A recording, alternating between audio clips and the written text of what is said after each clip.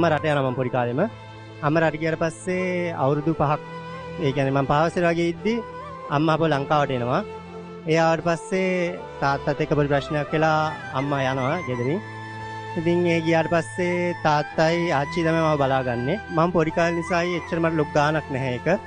ඒත් සාමාන්‍ය අපි තේරෙන වයස වගේදී ආදරේ සම්බන්ධ ප්‍රශ්න එහෙම ආපුවාම අර තාත්තත් එක්ක කතා කරගන්න බැරි දේවල් අර මට වෙලාවකට හිතෙනවා අම්මා හිටියනම් කියලා මේ දේවල් අම්මත් එක්ක කතා කරන්න පුළුවන් නේ කියලා හිතන අවස්ථා ගොඩක් තියෙනවා. මං පොඩි කාලේ අපේ අයියලත් එක්ක එහෙම ගියා අම්මා බලන්න.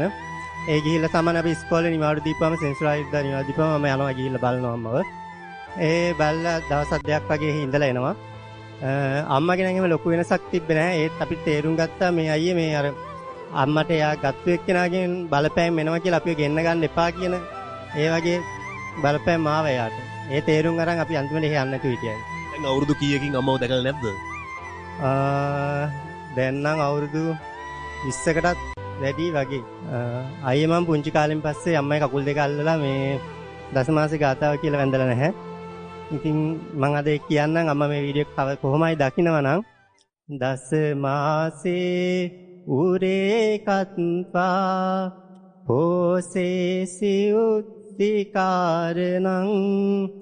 ආයුදීගං වස්ස සතං මාතු පාදං නමාමහං.